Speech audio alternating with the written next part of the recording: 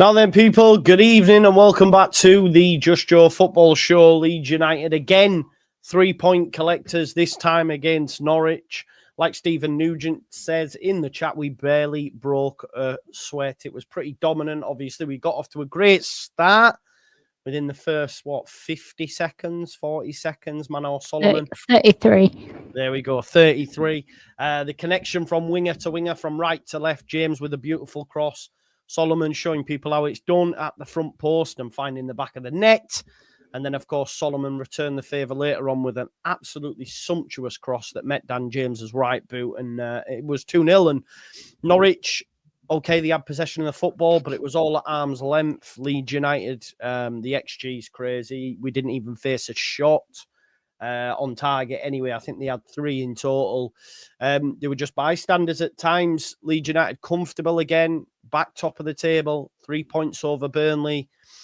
Yeah, it's there's not much more I could say really, Evie. It was light work Leeds. You know, we didn't really get out of second gear, did we? No, it was a weird game because obviously I'd only just got kind of like, comfy and sat down and got a drink in my hand and everything. And then, yeah, well, so did we. We were just kind of like chatting, and I knew that they'd seen, I knew that they'd set off, but it was with Melier, and then all of a sudden it was in the net, and we'd like looked at each other really confused. As I don't know how the hell that's happened, but yeah, it was a brilliant start and a fantastic, Dan James coming up again and Solomon with quite an emphatic finish, really. But then we make hard work of it, which I think is the frustration that a lot of people are feeling. It's not the result. It's the fact that it took us so long against a very poor. And I don't know whether I was saying to my husband, I don't know whether it's because we almost surprised ourselves with how fast that happened. I know the other one the other day was within like 4 minutes or 4.5 minutes, but 30 seconds, your boots have barely been tied and fastened and stuff, and all of a sudden you've scored, and it kind of, yeah, we just seemed to, energy levels dropped, and they actually had quite a, they had a lot more possession than. Click the wrong button. I do apologise. They had a lot more possession. I don't know quite where to go from that. No, yeah, me as Tyson Fury. Yeah, I guess I'll take over.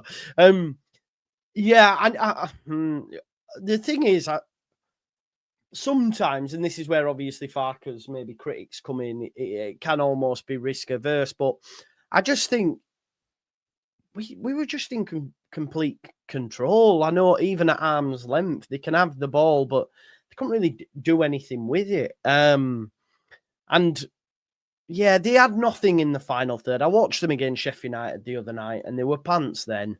They've got so many injuries. Of course, when we score early, you're thinking 3s and 4s, like we did the other night, and then sometimes it doesn't work out like that. But I agree with you in terms of maybe sometimes, we should and could go for the jugular, but I think he's very much like defense first, make sure we're in our shape. There's so many times it'll go up and we'll restart and restart the move again, but it's not always amazing. But I think we're still one of the most entertaining teams in the league. We've scored the most goals. We don't concede chances. I know our goals conceded is nowhere near Burnley's, but we just don't concede chances. And I just think it almost feels now quite routine, Eva. Like every game I go into, I think, yeah, routine win, Yeah, it's quite disarming when we've been so used to, for the previous kind of 3 years in the Prem, used to losing, especially the last 2 years, and then obviously like the back few games of last season when it tailed off and we just kind of capitulated as well. I think it's going to take some getting used to, and by the time we're actually used to it, we're going to be back in the Prem and getting back to losing ways again. So I think we've just got to enjoy it, because I think it's so difficult, because I think if this was our first year down, if we'd come down with Burnley and Sheffield United, I must specify. If we'd come down with those two, then I think we'd enjoy it more. But because this is the second year, and it's probably the last year of us being able to be financially as dominant as we are in this league, there is so much added pressure. The fact that obviously Archie Gray had a release clause, and that's a youth prospect that, had we have gone up last season, we wouldn't have had to see him go. And obviously it's still nice watching him flourish even in a struggling Spurs team kind of thing. But yeah, we just need to enjoy it. And I know it's easier said than done, but yeah, I saw at halftime you were fighting some fires with a lot of toxic chat when, obviously we're winning games and we'd gone back to the top of the league. But I think it's when people see Burnley scoring 5 past against a Plymouth team that have conceded the most goals in Championship history at this point in a season. It must be specified. You're on mute. Sorry, is that a start? Yeah, is that out there? Love that. So, the fact that Burnley don't score goals, I think it's exaggerated, the fact that they scored 5, by the fact that they're up against the worst defence Championship history. At this point, it might level out by the end of the season, but at this point, they are the worst Championship side for goals conceded. So, they've been hammered multiple times by 4 or more goals. The last time we conceded 4 goals was obviously that QPR game, and then before that, it wasn't until we were back in the Premier League. So one game in 2.5 seasons isn't bad, really. Having 4. So at the end of the day, we also kept another clean sheet, and I know I haven't seen the finished score, but I'm presuming that Burnley have finished that 5-0. It's still ongoing, but yes, it's 5-0. Yeah, so they've probably made a load of changes and just relaxing, because Norwich, yes, they were a poor team. Yes, they are without a lot of first team players, but they're still a better team than Plymouth, even without all of those, people. So it was still, I would still say the caliber of result was better for us in terms of, exactly, it's 3 points. Who cares, as long as we keep that goal difference, and keep the points. It doesn't matter. Goal difference is only comes into concern if we drop points, and we didn't drop any points, so it really doesn't matter. Exactly, you bang on. And do you know, I just want to talk obviously tonight again about that depth of squad. Again, players came on. I thought Nonto looked brighter tonight. Ramazani, again, he comes on, he shows that touch of class, and I'm saying, like, we have to get him in, but how? How do we get him in when James and Solomon are doing what they're doing? Like Solomon now, he's goal returning in such a short space of time. His assists, his G&A's right up there. You've then got Dan James, who's got 10 G&A's so far this season. He's probably on course for his best season since forever. So how do you get him in? It's so difficult. I know Aronson wasn't amazing tonight, but I just, for whatever reason, we need to go get a 10 for me, because I don't want to run Aronson into the ground, because then we're with a Rutter situation, and we don't want that. I hope the fact that I hope he doesn't play on Monday, and that I don't mean that as a cruel thing against Aronson. It's just Burnley we're not going to need his particular set of skills really against Burnley, because they're not going to play football. So he's kind of wasted. But I don't know who we play instead, because Farke obviously, doesn't like the idea of playing anybody else in that role. But until we do go out and get a 10, that does mean that we're limiting the chances like limiting the options that we have. And he did suggest that, you know, Tanaka could play in that role, or Rothwell could play in that role, and he hasn't shown that so far. He's persisted with Aronson, and I just don't want us to fail in the same way that we failed last season when we've got the options. I don't want Farke's stubbornness when it comes to playing people in certain positions and refusing to play them in others to come back and bite us on the backside. Because for as much as I like Farke, I'm a Leeds fan and I want what's best for the team. And whether the 49ers will or won't give him a 10, or whether Farke says yes or no to a 10 that they're offering, you know, we know that Bielsa was thrown under the bus when it came to the players that Radrazani and that Victor Orto, but you can't just pick anybody, can you? No, exactly. It's pointless. At the end of the day, people are saying about Burnley and Sheffield United strengthening, but are any of those players, they wouldn't get a sniff. They would be like ultimate bench warmers for us. So for as much as I want us to go out, I wouldn't go out and buy any of the players that they've got in. Yeah. So, I mean, I do like Ben Brett and Diaz, I won't lie to you, but hey ho, it is what it is. PSG 4-2 against City. That's mad. I just want to pick up on something Loft said. Firpo made a difference in the second half for definite. Really excited to see him.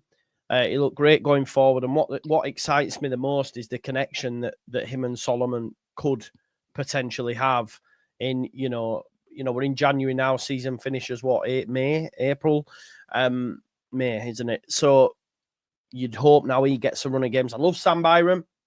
Don't want, to be throwing shade there. He's Mr. Dependable, but Firpo is better. And if you can get him fit and firing alongside Solomon, I mean, the second goal came from them two combining. Eventually it worked its way out to Solomon and he crossed it for James. But that's exciting. The potential of them playing on a regular basis.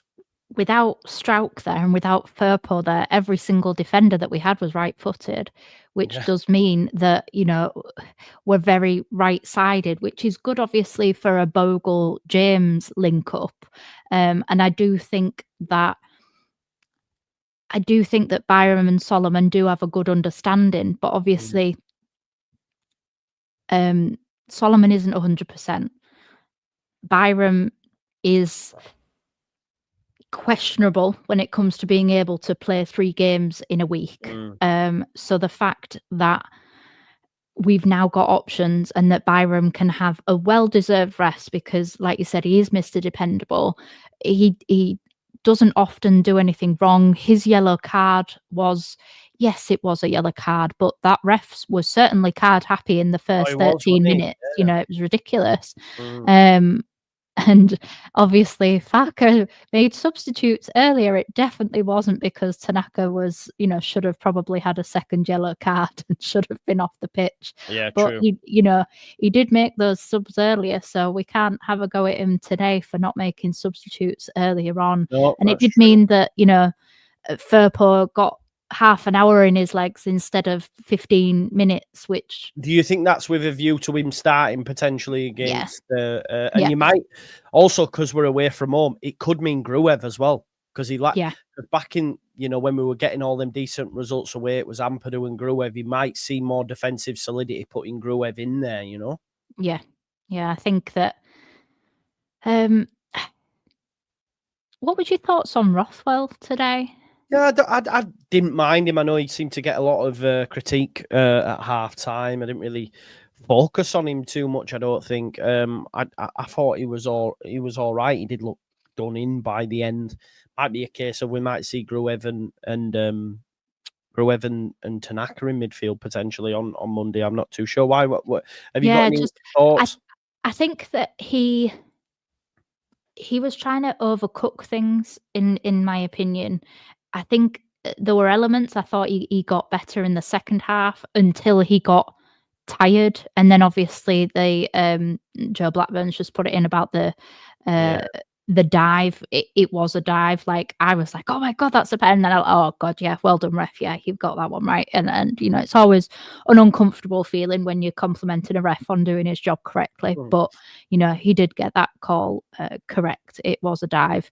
I thought there was more in it for the Aronson one. I've seen those given. So I do think that was, I think it's Aronson's face that stops him being given penalties, if I'm being honest. Whingy face. Yeah, he's just got one of those faces that you're just like, oh, come on. Yeah. But no, I think that Rothwell could probably do.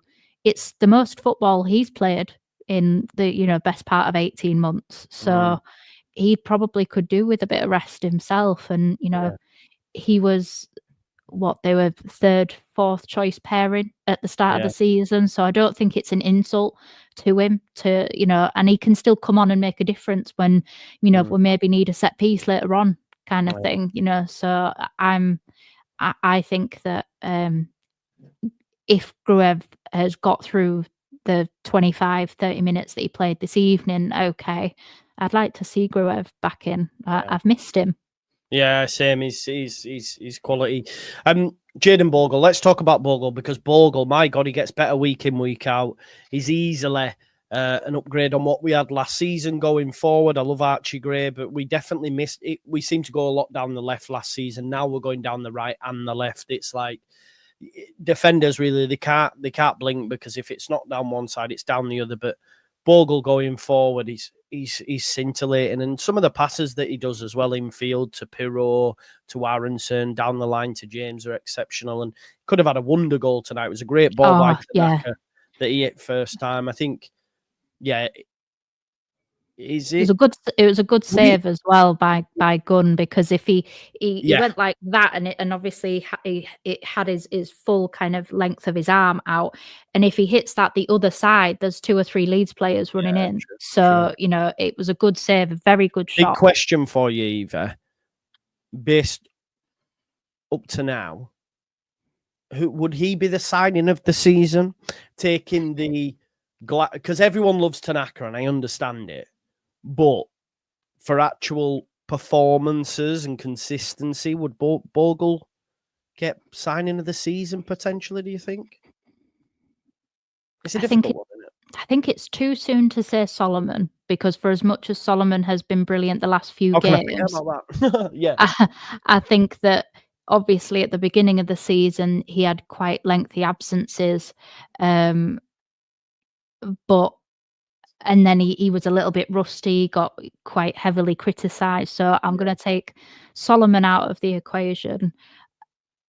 I think it's hard to judge, because I think Tanaka hit the ground running as soon as he was. But he's slow, Danny. He's definitely slow from what we first saw, I think. I think if you take the goals out of the last 2 games, you wouldn't be necessarily as Tanaka hype train, which again is absolutely fine, because, you know, the last few seasons he's been playing in the Bundesliga. So, well, Bundesliga 2, so they'd have a winter break, and we don't. We in fact play more football.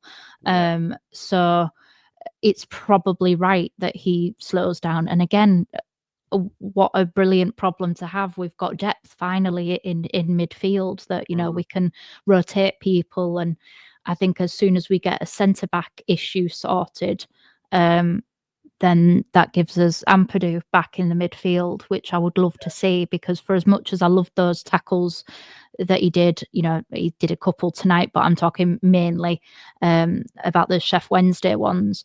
Those tackles are a lot less wincy. Like, you're not gasping for breath when they're in the midfield, because the worst you're going to give away is a free kick. Whereas, you know, you make those tackles in the penalty box and you're probably going to give away a penalty. So, yeah, I think I like an underdog story, and Bogle for me started on. I was very critical of Bogle. I didn't think he looked great in pre-season. I didn't think he looked great for the first half a dozen plus games for us. But now I wouldn't want him. I wouldn't want even, you know, I wouldn't want Byram to play there instead, you know, if we had the choice. So, yeah, Yeah, I would probably say, and I think as well, because he plays with obviously my favourite Dan James, that will always give somebody a slight positive because of the Yeah. fact that I'm looking at that. So yeah, Bogle. It's I would say Bogle as well. I think just some stats, obviously from LUFC data, like top of the championship, 17th win in 28 games, 16th league clean sheet of 24-25, unbeaten in 13 matches now at Ellen Road, unbeaten in 11 matches in total, 4 straight home wins versus Norwich as well for the first time. 5th goal of the season for Solomon, and Dan James a 7th goal of the season. Flying out. I think it's all culminating. Can you say with chest that you are confident that we get promoted, Evie, at this stage? Or is it too soon for you? I mean, I've been saying it from game week bloody 1, Anna, so it's nothing new for me.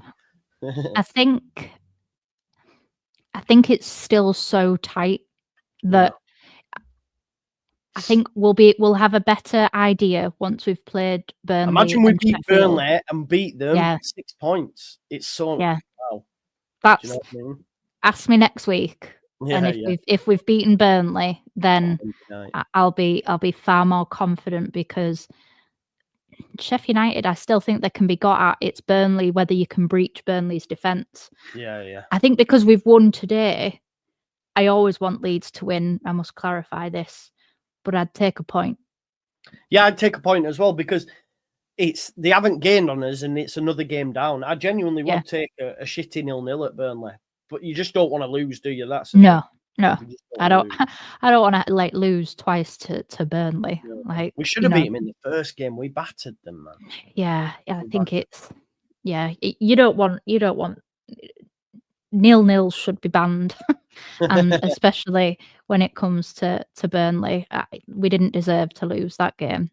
If Joseph had have just done, if Joseph had have had a Pirro style brain in that final moment when he got the keeper in the first minute of the game, they don't win that game. We win that game, absolutely, because then they have to come out and play. Course, and obviously Solomon slips as well, and it was an error that caused their goal, which was unfortunate. And they're playing a different Leeds United than they've seen. Then I just think we seem to be more cohesive. Do you know what I mean? I think we're more cohesive. He's got his best 11 now. If you get Firpo back, obviously minus Strauch, but I would say the only change I would make for Burnley is probably Firpo in place of Byram, and then I think I'd keep the same. I'd love to be able to get Ramazani in there, but I just don't think we can at this moment in time, to be honest. Depends, because Solomon went straight down the tunnel. Okay, I didn't see that. It depends whether he's okay. I'd rather not. To be honest, I'd have rather not risked him today, but you can't really argue when he scores a goal in 33 seconds. Do we think it could be mind games? Because they both played. I mean, Aronson played 90 minutes. Is he on the black? I don't know. Yeah, but we saw this last year, and they were injured. Look at Rutter. Look at Strauch coming back so soon after injuries, and then he got screwed. I don't want. We've got the winger options. Let's just play the wingers. They are good enough to go up against Burnley. Even if it does end up 0-0, Solomon wouldn't necessarily change that, if that makes any sense. Ramazani is just as likely to score as Solomon is against an incredibly tight Burnley. I think we might need. I mean, I'd start Solomon personally, but I think if we're struggling, Ramazani's got that X factor where he can pick out a shot out of nowhere. We saw that again tonight. He nearly scored. He obviously scored and assisted when he came on against Wednesday. So, yeah, he's got that extra bit of X factor, hasn't he? That could potentially, break the deadlock, because it will be tight on Monday. It'll be very tight, and we'll just have to see. We'll just have to see how it unfolds. Who was your man of the match tonight, Eva?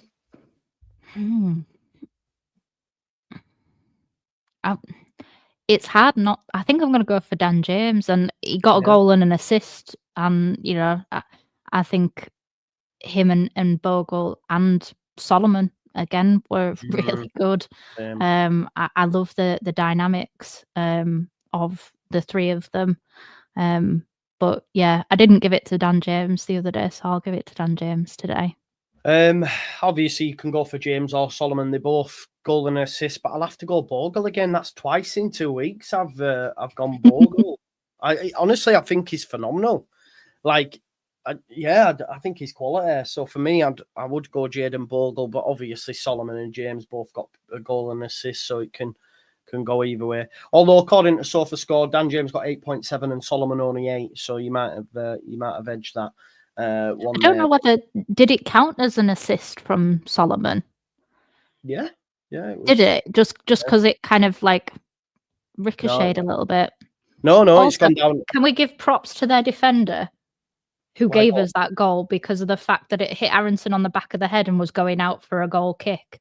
And if he hadn't, let that ball go out, that goal would never have happened. Yeah, he kept it in, didn't he? To be fair, that was a bit of a mad one, wasn't it? But yeah, Burnley on Monday. Hopefully everyone's come through fine. I'm waiting to see if we've heard out from Farke yet, but it doesn't look like we've got anything coming through as of yet.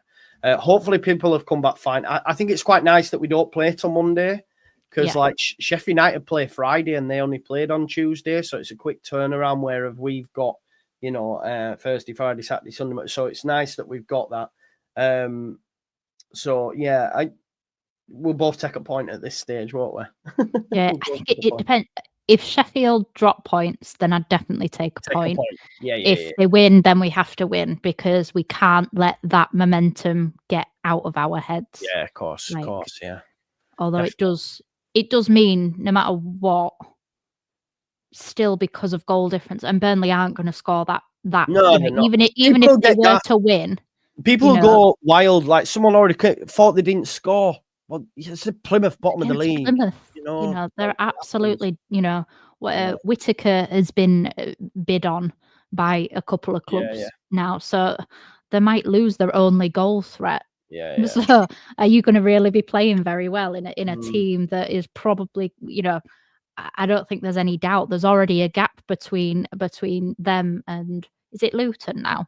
I think so. Yeah, it's not looking great for Plymouth down the bottom. That's what happens when you employ Wayne Rooney, isn't it? They are 6 points off of Derby now, and they're 5 off of Luton. Yeah, we're in 23rd, so I think they're done, aren't they? I think they're done.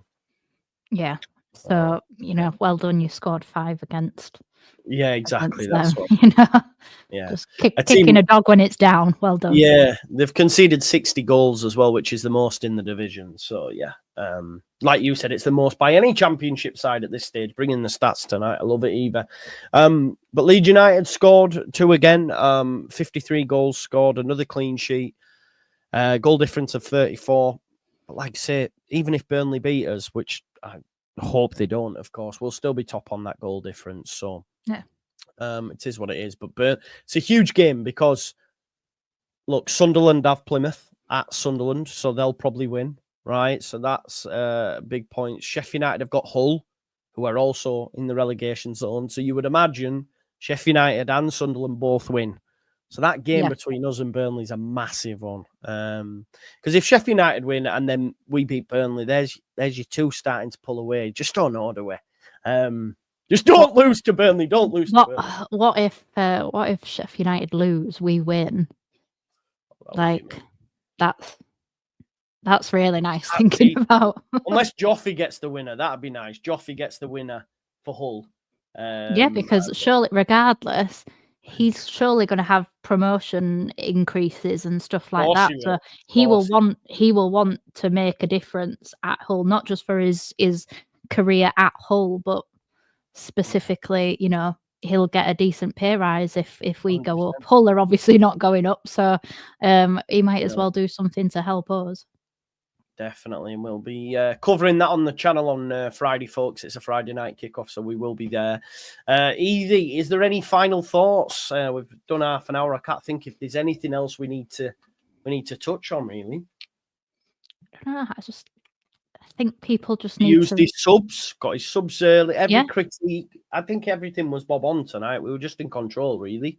Yeah, I don't know. I find it really disheartening. The whole just been Farke out for no reason. You know, we're top of the league. We've scored the most goals. You know, we've conceded the third least in Can't do the any league. more, can he? Like, No, he can't do any more.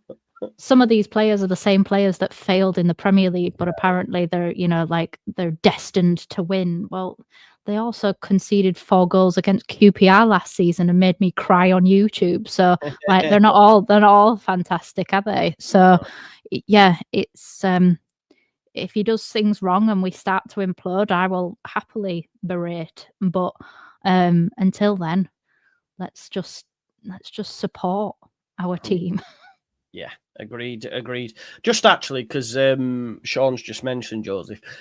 Joseph didn't come on tonight. Pirro wasn't amazing. Do you think there's a chance, because we saw him play against Borough, do you think Joseph could start away at Burnley potentially? I'd like him to, yeah. Yeah, I think he could as well, you know. I genuinely think he could. Because we're not going to have that many chances. And I understand that for that reason you need to be clinical, and Pirro's the most clinical.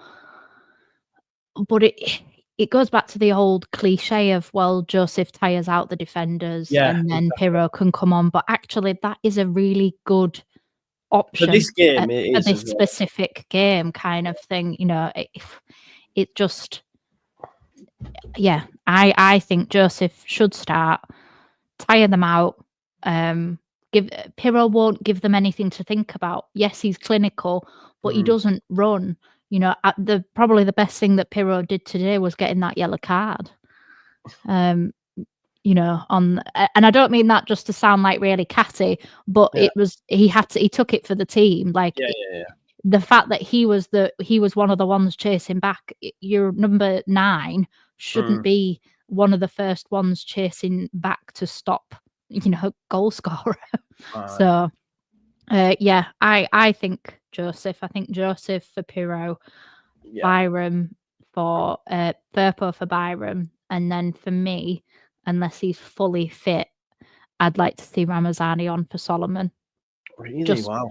Just because I think that we'll need a little bit extra, and I don't want to have to wince every time Burnley put a tough tackle in, and I think they will be solid. I think you have to start Solomon. He's our best player, but if he's not fully fit, I hear it. Alan has mentioned, and I don't know if you saw it as well, and he's mentioned again here, all the owners were there tonight. Parag, Greta Steinson was there, Peter Lowy, Angus Kinnear.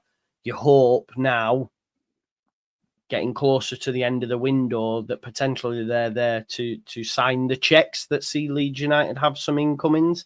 I hear what you're saying earlier about none of the other signings would get in our team, etc. But I don't want us to get lulled into a false sense of security because we're knocking off these wins. We still need Aronson should have come off tonight, but Farke doesn't see a replacement for him. You know, we need Ampadu back in his best position for the running. So you're bringing a centre back. Maybe even a 9. We were linked to one, but then it was quickly rubbished. But what do you hope? That's the hope, isn't it? That they're tonight signing the checks. I want somebody to just get us over the line, because is paying 7-10 million not worth the 150 million promotion? You know, is it not worth all of these extra monies that we get? You know, it's just, we didn't make those moves last year, and we've got no excuse now. You can always use the excuse of, well, we had so much chaos during the summer. There were so many contracts that, you know, obviously all of these clauses, blah, blah, blah. All of these things, you know, people promising they were going to stay. So then by the time January came, we'd only just kind of got the team settled. And then all of a sudden there's a transfer window. Aylin had gone. Had Cody Drama already gone by that point? Had he already gone in the summer? I know he played against Ipswich. Even exists, Evie. I forgot he even exists, man. Have you seen all of the Hull tweets about him? No. Oh, they're absolutely awful. So, obviously everybody was clambering that, he was the answer for exactly. our right back situation. No, they absolutely loathe him, which is quite funny. Here's another shout out as well. Again, LUFC data, big up Chris. He says Joe Rodon made his 65th consecutive start for Leeds in the Championship tonight, and he's helped keep 31 clean sheets across that time. So that's impressive. He likes a bitch and a moan, Evan, and goes down, but he's an absolute warrior. What a steal he was, by the way. What a buy. And I've no concerns with him, moving up to the Premier League. No, I think, at the end of the day, I think we need to get the finishing 9th under Bielsa out of our heads. We're not going to do that, that's just, even with amazing recruitment, you've got Forest, you've got Villa, you've got Brighton, you've got other teams that are filling up those kind of 6th to 12th spots comfortably now. So, you give me kind of a steady 14th. I'll take 17th now. Yeah, I would, but I want 14th to just make us a little bit more comfortable, so that we're not kind of thinking a Rafinha moment on the last day of the season in order to stay up, kind of thing. But yeah, I think if we can do that and just be comfortable, and I think Rodon makes us comfortable. There's going to be a lot of ins and outs during the summer. Regardless of whether we go up or not, it's going to be a very, very busy summer. Very busy. Their manager's been speaking on the Tanaka situation. He said, I do need an explanation from the referee, but he did go on to say that decision is not the reason we lost tonight. Leeds were by far the better side. So I don't think you can say fairer than that. He said it was a terrible start, but we defended pretty well and limited Leeds United's chances. We didn't have a boatload of goal scoring chances, but when we did, we were clinical, and that's the main thing. Leeds have conceded just 1 goal now in our last 5 matches against Norwich, and are undefeated in our last 8 meetings with Norwich. I was confident going into it, and it proved to be so. Before we leave, Evie, can I interest you in some Holy at all? Holy is latest sponsor. You need to get on it. Trust me, it's absolutely gorgeous. People. Someone said in the comments, "Watch out, Joe, Evie. Joe's going to try sell you Holy." But yeah, I'm not sleeping tonight. I've been on the Holy Water. It is lovely, folks. Please do check it out. Links in the description. Just having a bit of fun there with Eva. But yeah, payback for Preston. Same happened to us. I don't know what that is in response to. Yeah, John B says, if both Joe and Evie have 0 concerns, then I don't have any concerns either. Exactly, man. We're going up. All nice. We will be back Monday night. You will be here, Evie, I believe. Yep. Good stuff. Make sure you go check out Discourse of a Peacock out as well, please. Another routine win for Leeds United tonight. Go check out Discourse of a Peacock for all Evie's ramblings over there. And I'll see you tomorrow. I don't know if the presser is tomorrow. With us playing Monday, it might be Friday, mightn't it? I would have thought it'd be Friday, yeah. It's usually 2 days, but he won't do it on a Saturday. No, yeah. So it might be Friday. We'll keep you posted. But there'll be the final word tomorrow night, that's for sure. So yeah, thank you everyone for watching. Please make sure you go check out Discourse of a Peacock, and we'll see you again next time. Peace out. Leeds.